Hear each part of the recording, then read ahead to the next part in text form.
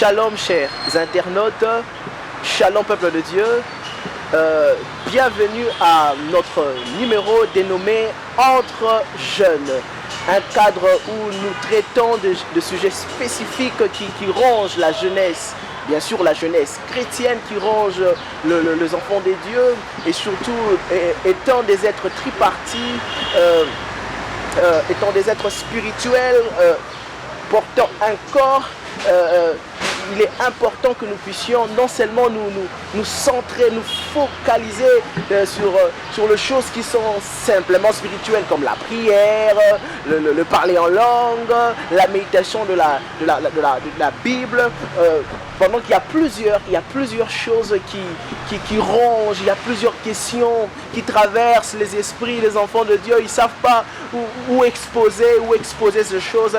Voilà un cadre idéal entre jeunes. Je crois que Dieu nous bénira, Dieu nous fera énormément du bien. Et aujourd'hui, nous allons traiter un sujet extraordinaire, une thématique importante. Je suis amoureux, je suis amoureuse. Est-ce un feu vert pour une relation? Je suis amoureux, je suis amoureuse. Est-ce un feu vert pour une relation? Je ne suis pas seul, on va échanger avec un invité extraordinaire, un frère à moi, un frère d'armes, l'homme de Dieu, le berger Jonathan Fariala. Bienvenue mon frère. Merci beaucoup berger merveille, merci beaucoup. Comment vous allez? Je vais très bien par la grâce de Dieu. Wow. Dieu fait grâce. Je suis encore très content de vous revoir. Moi aussi. Et merci aussi aux gens qui sont en train de nous suivre en ce moment. Yes. Nous croyons que ce moment sera des moments bénis pour vous. Nous croyons que vous serez fortement édifiés. Nous croyons que vous serez reconfortés, que d'autres recevront une direction, une lumière par la grâce de Dieu. Donc c'est une joie pour moi d'être aujourd'hui avec mon frère le berger merveille et d'avoir ces instants avec vous. Gloire au Seigneur. Voilà, berger, j'étais scandalisé, voilà, j'ai cette grâce de recevoir certains jeunes qui viennent de fort ministère, posant multiples questions. Et il y avait un jeune très zélé, un amoureux du Seigneur, un homme très spirituel, parlant en langue. Quand il s'est mis à parler en langue, laisse-moi vous dire, les pierres peuvent trembler, les arbres peuvent trembler. C'est un homme, vraiment un amoureux du Saint-Esprit, passant de longs moments dans de jeunes. Et subitement, le frère se retrouve attiré par une jeune sœur.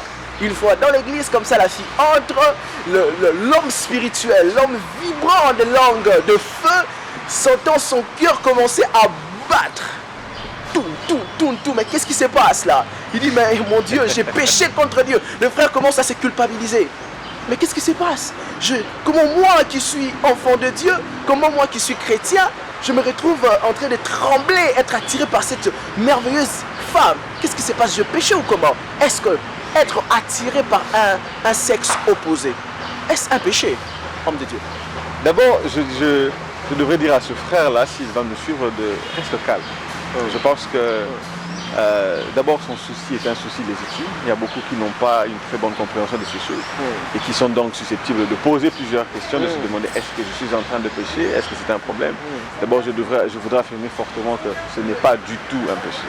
Ce n'est pas du tout un péché de pouvoir être attiré par quelqu'un. Pourquoi? Parce que c'est une réaction totalement naturelle dans la nature humaine.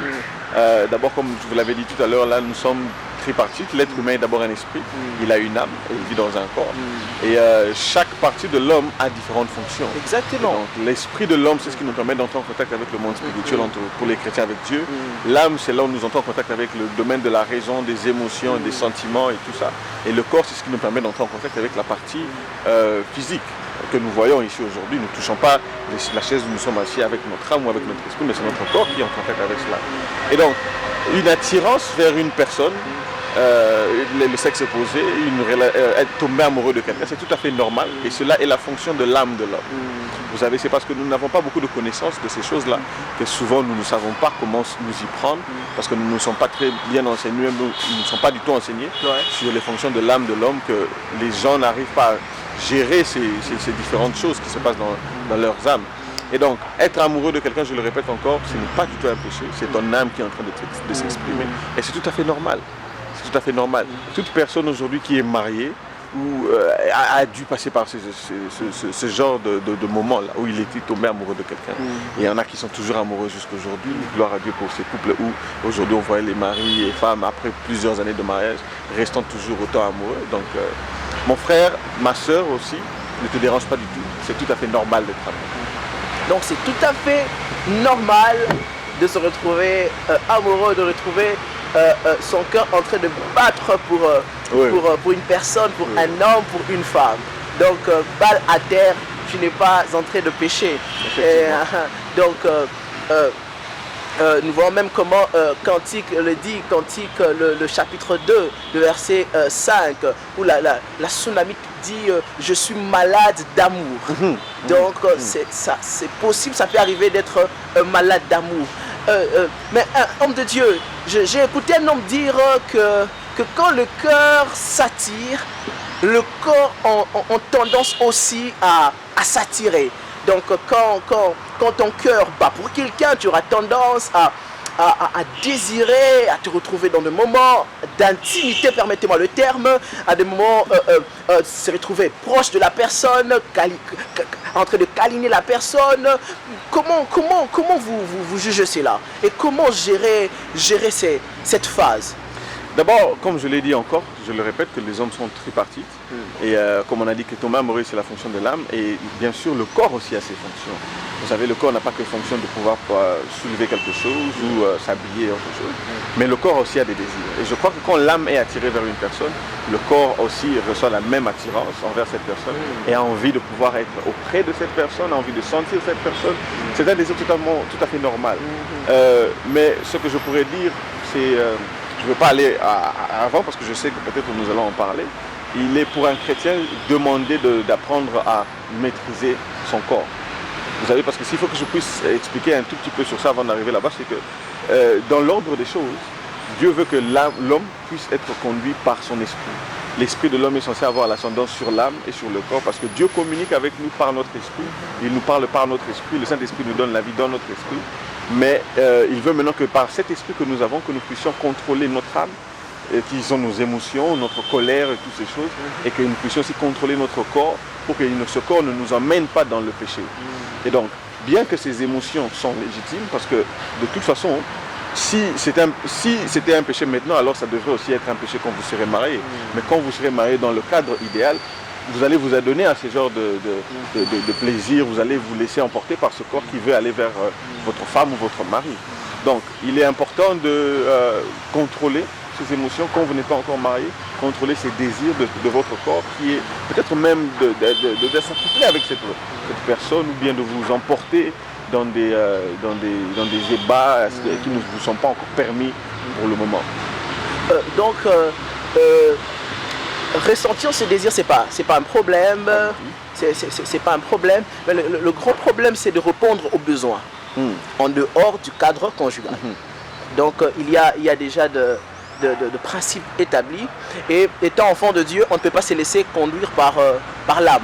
Donc on doit se laisser conduire par l'esprit. Exactement. Donc l'âme ne doit pas être le chauffeur principal de nos vies, de nos destinées, mais que l'esprit, même la Bible déclare que ceux qui sont les fils de Dieu qui sont conduits par l'esprit de Dieu. Donc nous devons se laisser conduire par l'esprit de Dieu. Ah, merveilleuse réponse, homme de Dieu. Voilà, il y a quelque chose qui mérange mon frère. Mais regardez, vous savez tous, nous sommes dans le monde, étant jeunes, il y avait cet engouement où plusieurs jeunes se retrouvaient dans le copinage. Il était difficile pour un jeune de 14 ans, de 15 ans, de 16 ans de se retrouver sans copain, sans copine. C'était comme un péché. Donc tu n'es pas à la page, tu n'es pas à la mode. Et nous sommes là maintenant dans la vie chrétienne. Et moi, je me rappelle dans l'une des églises où je priais à l'époque, c'était quand on vous voit même le frère et la sœur tenus main dans la main. C'est un problème, c'est un scandale. On est prêt à vous suspendre. Mais comment frère, tu as tenu la sœur? Donc c'était déjà l'impudicité notoire. C'est déjà comme une forme d'impudicité. Maintenant, la question est, est la suivante. Je suis chrétien, je sers le Seigneur. Boum, je me retrouve amoureux, je me retrouve amoureuse d'une personne X ou Y. Comment je fais? Quand est-ce que je peux me lancer dans cette relation amoureuse? Je péchais ou comment? La Bible ne nous parle pas d'un âge fixé, la Bible ne nous parle pas d'une période fixée, mais je dirais jusqu'à ce que vous deveniez mature. Et il est facile de dire qu'on est mature, vous savez, souvent quand on était jeune, on pouvait avoir des amis qui à 14 ans pouvaient dire non, moi je suis mature, moi je suis mature. Mais en réalité, on se rendait compte en grandissant que nous n'étions pas matures. Votre maturité n'est pas seulement évaluée par vous-même, mais elle est évaluée par vos dirigeants. Très bien, donc vos dirigeants. Vos dirigeants, effectivement. Oui, oui. Donc dans ces cas, il est important de soumettre même ces problèmes à des dirigeants. Effectivement, effectivement, il est très très important. Il est très très important. C'est pour cela que l'Éternel a mis ces personnes-là dans vos vies. Je pense que si vous avez un berger, si vous avez un pasteur, vous avez un parent même d'ailleurs, qui est aimant, qui comprend et qui est prêt à vous aider, par tous les moyens, je vous encourage à le faire, à en parler. À en parler. Parce que vous savez, quand vous ne connaissez pas quelque chose, vous êtes susceptible de faire plusieurs erreurs. Plusieurs erreurs. Mais si vous prenez le temps de vous renseigner, si vous prenez le temps de demander, vous allez vous éviter beaucoup plus de dégâts. Vous voyez. Comme je le répète encore, comme je l'ai dit, être amoureux n'est pas du tout un péché. Être attiré par quelqu'un physiquement n'est pas du tout un péché. Le problème est qu'est-ce que tu fais de ces sentiments-là, qu'est-ce que tu fais de ces désirs-là. Et aussi, comme je l'ai dit, pour se lancer dans une relation, il est important d'avoir développé cette maturité-là. Et comme je l'ai dit aussi, que cette maturité n'est pas seulement évaluée par vous-même, parce qu'il est facile que vous pensiez que vous êtes très mature, mais il est important de demander conseil. Très bien, très bien. Homme de Dieu, pour ajouter un élément par rapport à cette riche pensée, et vous allez voir même dans les Écritures, Adam et Ève sont créés au même moment. Mais on ne le voit pas du coup se retrouver ensemble. Et ce que j'aime, il y a quelque chose que Dieu est en train de nous enseigner de manière indirecte. Vous allez voir, c'est que Dieu crée d'abord l'homme et la femme à son image et à sa ressemblance. Vous voyez? Mais bizarrement, c'est qu'il y a plusieurs personnes qui veulent se lancer dans une relation, qui veulent s'engager, mais qui ne reflètent pas encore l'image de Dieu. Ces personnes ne reflètent pas encore la ressemblance de Dieu. Certes chrétien, mais charnel. Certes enfant de Dieu, mais bébé spirituel. Quand on te regarde comme ça, tu ressembles à un païen dans ton langage, dans ton comportement. Mais tu verras une personne pareille, oh, bingo, je suis amoureux, j'ai besoin de me lancer. Mais c'est pas ça. Le problème, c'est que Adam et Ève, Adam était d'abord à l'image et à la ressemblance de Dieu.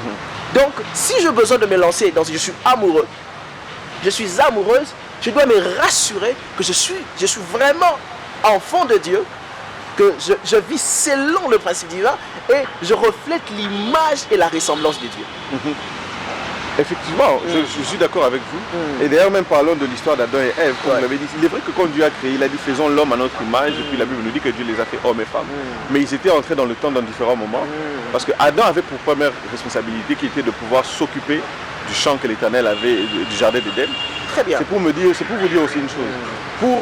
S'il faut seulement parler aussi de l'importance du temps, l'un des éléments que je pense qu'il est important que l'homme, je vais parler des hommes en ce moment ici, puisse avoir, c'est d'abord de connaître ce pourquoi elle existe. Vous savez, la Bible dit que la femme est une aide semblable de l'homme. Ève était entrée dans le jardin d'Éden. Quand Dieu a donné à Ève à Adam, Adam était déjà en train de travailler. Adam avait la responsabilité de pouvoir s'occuper du jardin, de s'occuper des fleurs, je pense, de nommer les animaux. Ève est venue l'aider à accomplir cette mission, non seulement l'aider à accomplir cette mission, mais aussi pour venir combler ce vide que l'Éternel lui-même avait vu, parce qu'il a dit qu'il n'est pas bon que l'homme soit seul, je lui ferai une aide semblable. L'Éternel savait aussi qu'il y avait un vide émotionnel en Adam, que seule une femme pouvait combler, parce que l'Éternel les a fait ainsi, et voilà pourquoi l'Éternel avait donné Ève à Adam, l'une des raisons. Mais mon point est ceci, connaître ce pourquoi tu existes avant de t'engager. Pourquoi? Parce que vous savez, aujourd'hui, beaucoup d'hommes, dans les couples même, il y a ce problème de soumission. J'entre dans ce sujet-là, même si on n'a pas commencé avec ça, mais on a des problèmes de soumission où les femmes, où les hommes peuvent dire mais cette femme n'est pas soumise. Je ne sais pas comment très bien expliquer sur ce point-là, peut-être parce que je n'ai pas une expérience de mariage, d'autres vont le dire, Mais c'est sur le point où je crois et je sais que l'une des choses primordiales que l'homme est censé avoir, c'est de connaître ce pourquoi il existe. Parce qu'une femme aura du mal à se soumettre à vous si vous n'avez pas une mission. Elle va se soumettre à quoi? Donc, soumission, sous la mission de quelqu'un. Exactement. L'homme, chaque être humain vient ici sur Terre avec une mission. Et nos missions diffèrent. D'autres ont comme pour mission dans le ministère, d'autres sont dans le séculier. Mais chacun a cette mission que l'Éternel a donnée. Et il est important pour chaque homme de pouvoir découvrir quelle est sa mission.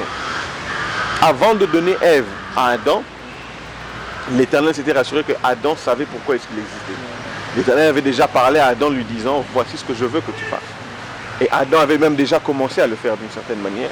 Et Ève est venue l'aider dans son chemin. Toi, mon frère qui est en train de me suivre, je te demande pourquoi existes-tu? As-tu déjà découvert ta raison d'exister? L'Éternel t'a-t-il déjà parlé? Es-tu déjà même dans ta mission, d'une certaine manière, dans une certaine phase de ta mission? Il est important que tu puisses avoir cet élément déjà en place, que tu saches déjà pourquoi est-ce que tu existes.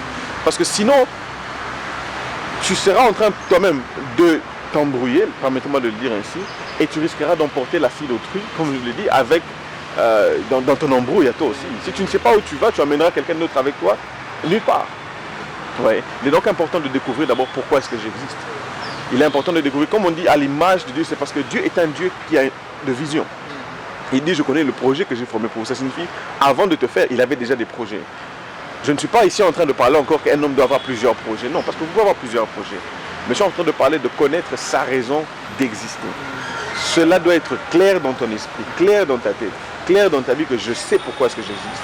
Tu ne vas peut-être pas savoir quand est-ce que ces choses vont se passer, comment est-ce que ces choses vont se passer, mais tu dois savoir pourquoi est-ce que tu es là. C'est ainsi que quand quelqu'un d'autre viendra, maintenant pour la femme, c'est si tu ne sais pas quelle est la raison d'exister de cet homme, si cet homme n'est pas capable de te dire, tu ne sauras pas comment l'aider. Donc vous allez vagabonder là. Exactement. Et ça et là. Exactement. Parce que vous savez, l'un des dégâts aussi dans la relation, vous pouvez être dans une relation où vous n'êtes jamais tombé dans l'impudicité, mais vous avez perdu votre temps parce que vous n'étiez pas fait l'un pour l'autre. Pour la simple et bonne raison que vos missions ici sur Terre ne matchent pas. Et homme de Dieu, donc le péché, ce n'est pas simplement l'impudicité. Non. Ce n'est pas simplement s'embrasser, mais lorsqu'on se met ensemble, on ne poursuit pas l'objectif de Dieu. Exactement. Nous sommes en train de vagabonder de ça et là. On pêche aussi contre notre destinée, Exactement. on pêche contre Dieu. Exactement. Parce que le péché, c'est manquer la cible. Exactement. Vous savez, péché, c'est manquer la cible. Ce n'est pas atteindre l'objectif que l'Éternel avait prévu pour vous.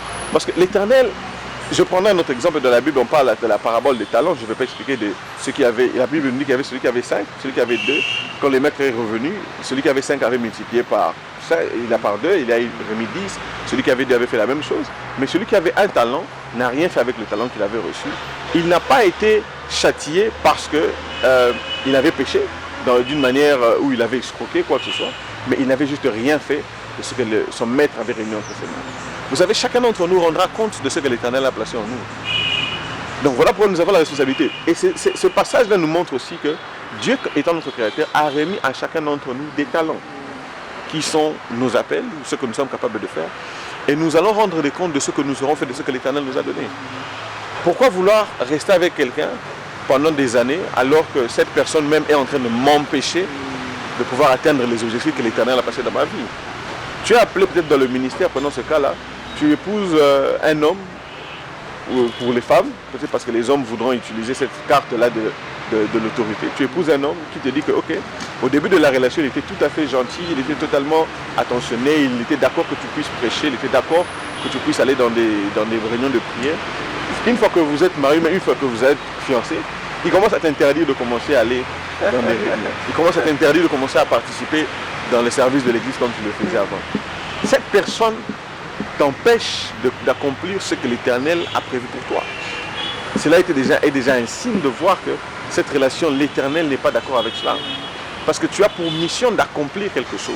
Et tu ne dois pas te laisser emporter ou bien te laisser aller avec quelqu'un qui t'empêchera d'accomplir. Parce que sinon, lorsque l'Éternel viendra, et si l'Éternel te surprenait, que diras-tu? Oui. Donc, c'est un péché aussi de ne pas accomplir ce que l'Éternel a prévu, de refuser. Jonas l'a fait et ça l'a coûté, on sait ce que cela a coûté. C'était par la miséricorde de l'Éternel que l'Éternel avait quand même jeté dans la bouche du poisson, et puis jusqu'à ce qu'il se soit repenti, Il était rentré dans la mission de l'Éternel. Mais le problème de Jonas, c'était pas Jonas n'avait pas péché avec l'impudicité, il n'avait pas péché avec le vol, il avait juste refusé de faire la volonté de Dieu. Donc le péché, c'est aussi aller à Tarsis pendant que Dieu t'attend à Ninive. Exactement. Emprunter le chemin qui mène vers Tarsis pendant que Dieu t'attend à Ninive. Exactement. Et homme de Dieu, il y a une chose qui me ronge. J'ai découvert une maladie qui gangrène les filles de ma génération. C'est qu'on pense qu'être en couple, c'est simplement, je rêve avoir cette belle robe là, et une fois que je suis dans une relation avec un homme, je rêve simplement la robe du mari, la robe blanche. On va prendre des selfies avec mon chéri, on va porter le même vêtement. Si je mets du rouge, il met aussi du rouge, et nous irons dans des restaurants assis en train de manger, prenant des selfies. Ouais, les filles regardent tellement de films et de séries, ce sont des images qu'elles sont en train de concevoir dans leurs esprits. Mais tu verras, peu de couples se disent non, aujourd'hui chérie, où es-tu? On va se retrouver, parler un peu de notre futur, parler un peu de nos projets. Qu'est-ce que nous allons réaliser dans 5 ans? Qu'est-ce que nous allons réaliser dans 10 ans? Il y a tout simplement là, on rêve comment on va organiser une méga fête, comment on va porter une belle robe, comment ça sera plein, on va louer une salle extraordinaire.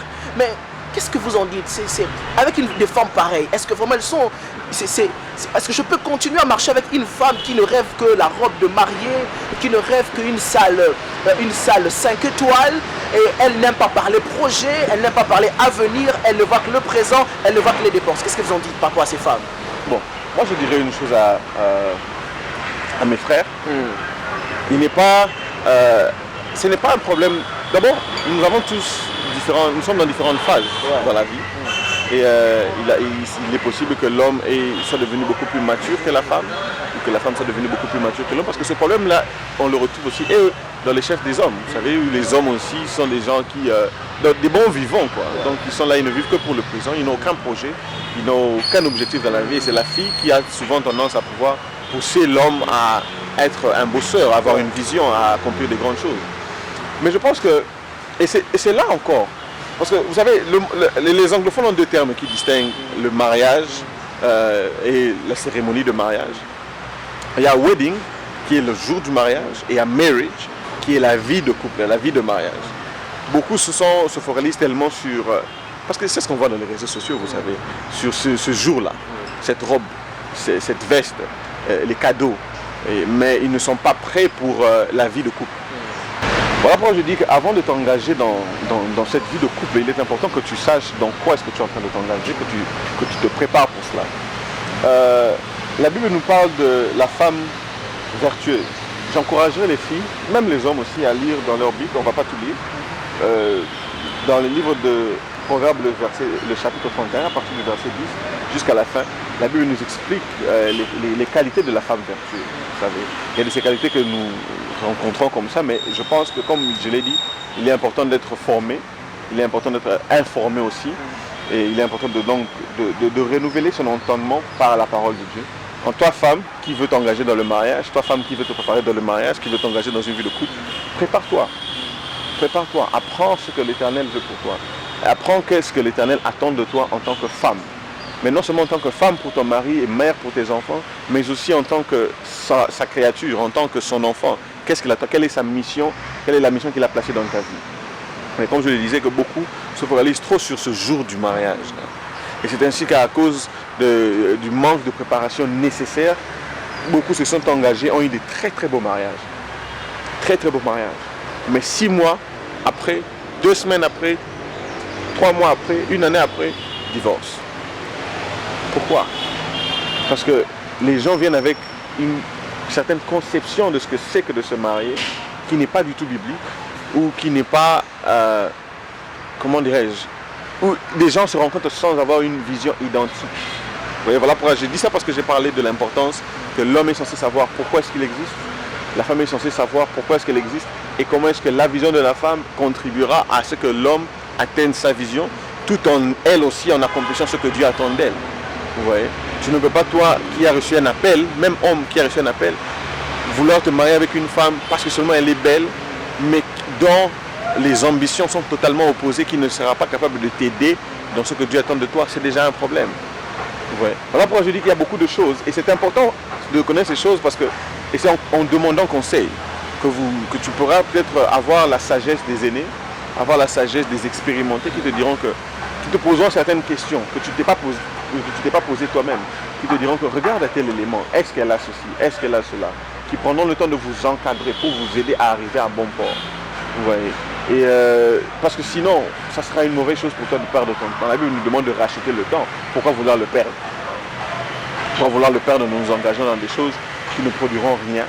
Vous savez, c'est que nous allons considérer comme étant fiançailles, mais ça ne produira rien. Ça sera comme ce que Christ avait dit.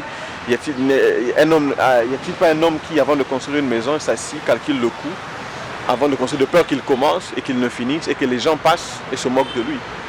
Vous voyez, beaucoup malheureusement se sont engagés dans des relations parce qu'ils n'étaient pas préparés, parce qu'ils n'avaient pas tout ce qu'il fallait, toute la connaissance qu'il fallait. Je ne suis pas ici en train de parler, vous avez vu, je ne vais pas parler de manière financière, bien que ça parle, on en parlera un autre jour peut-être, mais certaines connaissances, une certaine maturité qui est nécessaire, qui a fait que vous êtes engagé dans plusieurs relations comme ça, qui n'ont jamais abouti, et que les gens peuvent vous finir par vous prendre pour un aventurier, bien que vous n'êtes pas un aventurier en vous, mais parce que vous n'étiez juste pas préparé pour ce que vous faisiez, et ça n'a pas marché. Aujourd'hui, le monde peut vous qualifier de certains mots qui ne sont pas justes. Donc le problème de plusieurs personnes, c'est le problème de la préparation. Exactement. Et de l'information. Exactement. Donc on se lance dans des choses sans une information adéquate. J'ai été troublé par cette déclaration d'un homme de Dieu, un père en Afrique, le révérend Oedipo, je crois, si je ne m'abuse pas, disant qu'il a eu à lire plus de 50 livres sur le mariage avant de se lancer. Donc il a fouillé l'information, il a cherché à s'approprier de la connaissance des principes divins liés au mariage. Exactement. Donc le problème de plusieurs personnes, c'est que une fois amoureuse, c'est que je vais directement me lancer, c'est que je ne cherche pas d'abord à m'informer, je ne cherche pas d'abord à me préparer, et une fois je me retrouve à l'intérieur, il y a la destruction. Exactement. Ce que vous dites, c'est totalement vrai. Je me rappelle, j'ai déjà suivi aussi une prédication du bishop Oedipo, où il a dit que dans son église, si je ne me trompe pas, le nombre était qu'il a dit il ne permet pas dans son église de bénir un mariage à moins que les couples aient lu au moins, vais-je dire, 15 livres sur le mariage. Waouh. Il dit le couple doit au moins avoir lu 15 livres parlant sur le mariage. Il dit parce qu'on se prépare pour le mariage, on ne se prépare pas dans le mariage. Okay. Il est vrai qu'il y a plusieurs réalités que vous allez rencontrer dedans que vous ne pouvez pas savoir. Mais il est très important de se préparer. Il y a une phrase qui est dite en anglais, dit « Proper preparation will prevent poor performance ». Ici, il faut que je traduise, ça dit « Une bonne préparation va prévenir une pauvre performance, une mauvaise performance ». Aucun athlète ne peut s'attendre à aller en compétition, dans une grande compétition, et qui n'a pas été bien préparé. On verra ça lors de la compétition, qu'il va échouer. Et on peut dire que c'est parce qu'il ne s'était pas bien préparé. Tous les champions que nous regardons aujourd'hui, ceux qui aiment le foot, Cristiano Ronaldo, Messi et j'en passe, ils ont une discipline, ils se préparent avant chaque match. Ils se préparent, même s'ils peuvent avoir le talent, mais ils savent qu'il faut se préparer. C'est comme pour vous dire, même si tu peux avoir l'argent, même si tu peux avoir le corps, parce que tu es mature, tu es capable de pouvoir porter un bébé, tu es capable de pouvoir donner naissance en tant qu'homme et tout ça, en tant que femme, et en tant qu'homme, tu es capable de ta semence est capable de pouvoir procréer. Je dis que bon, je suis prêt pour le mariage, ce n'est pas le cas. La préparation est primordiale, est très importante. Voilà pourquoi on est en train de dire, quel est le temps avant de s'engager? Je ne veux pas, on n'a pas donné de temps, gloire à Dieu, parce qu'il n'y en a pas. Déjà que les cultures sont différentes, il faut savoir que dans les villages, par exemple, même dans notre culture congolaise, peut-être à 15 ans, tu devrais déjà être marié. Mais la culture du village n'est pas la culture d'ici. Peut-être parce que dans le village, on te formera d'une certaine manière qu'à 15 ans, tu es prête à être femme. Peut-être dans le village, à 21 ans, tu dois déjà avoir 2-3 enfants. Mais nous ici, à 21 ans, 22 ans, encore chez les parents, peut-être pour certains. Mais cela n'empêche que le plus important, c'est la préparation. Prépare-toi avant de t'engager. L'Éternel lui-même, sachant qu'il nous appelle à des grandes missions, ne nous lance pas directement dans le champ. Nous avons besoin il nous prépare d'abord. J'aime ce que le pasteur Atom, c'est la chanson qu'il a sorti dernièrement, cache-toi. Je pense que c'est encore important, ça peut être d'application ici, pas seulement pour le ministère, mais même pour la vie. Tu peux avoir des grandes ambitions, mais rassure-toi, est-ce que je sais qu'il faut? Même pour les relations amoureuses. Même pour les relations, exactement. C'est tout à fait normal de ressentir de l'attirance pour quelqu'un. C'est tout à fait normal de ressentir de l'attirance et émotionnelle et physique aussi, mais prépare-toi. Exactement. Acquiert la connaissance. Forme-toi et informe-toi. Vous savez, demande conseil. de manière à ce que tu ne t'engages pas dans quelque chose qui ne produira pas les résultats que Dieu veut ou bien que toi tu veux, à cause du manque de préparation.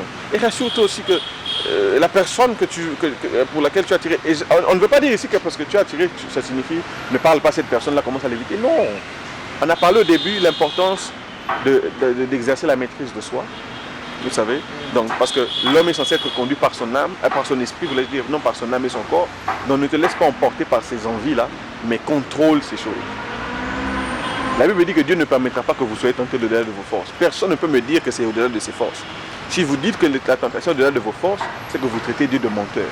Mais parce que Dieu a dit qu'il ne permettra pas que nous soyons tentés au-delà de nos forces, ça signifie qu'aucune tentation qui viendra vers toi est au-delà de tes forces. Dieu sait que tu es capable de le faire. Tu es censé croire en toi comme Dieu croit en toi. Donc quand on voit un frère ou une sœur commettre un scandale, c'est que le frère ou la sœur a eu à remettre la clé de contact de sa voiture à son âme. Oui, il s'est laissé emporter par... Ou son corps même. Son corps. Oui. Oui. Et nous sommes censés exercer cette autorité-là. Nous sommes censés... Dieu nous l'a remis. Il faut... Vous savez, nous sommes censés nous voir comme Dieu nous voit. Et nous qualifier comme Dieu nous qualifie. Nous appeler comme Dieu nous appelle. Si Dieu te considère comme étant enfant de Dieu, ne t'appelle pas pécheur ou païen. Si Dieu te considère comme un homme avec autorité, ne dis pas que je manque d'autorité, non. Appelle-toi le langage que Dieu t'appelle, parce que Dieu dit que tel il est, tel nous sommes ici sur terre. Alléluia. Et donc, tu es censé te voir. Dieu a dit que tu ne seras pas tenté au-delà de tes forces. Crois que tu ne seras pas tenté au-delà de tes forces. Et si tu tombes, c'est que tu l'as choisi.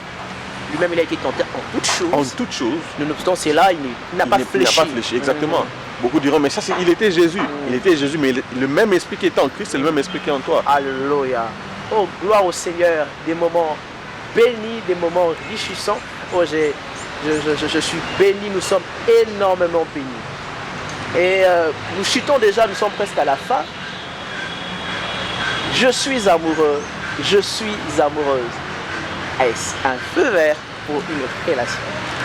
Est-ce un feu vert pour m'engager? Donc en bref déjà, chers internautes, suivant le modèle, les parangons d'Adam et Ève. On l'a discuté, on a en parlé avec l'homme de Dieu. Suivant le parangon de ces deux personnes. Créés premièrement à l'image et à la ressemblance de Dieu. Puis on le voit ensemble après. Et d'abord nous voyons Adam, après avoir été créé à l'image et à la ressemblance de Dieu, on le voit responsable d'un jardin. Donc on le voit gérer un jardin. Je suis encore tenté de continuer, homme de Dieu. Je suis tenté de continuer. On le voit gérer un jardin. Mais il y a plusieurs hommes, il veut gérer une relation, il veut gérer une femme, mais il est incapable de gérer sa propre vie. Il est incapable de gérer sa propre chambre. Mais...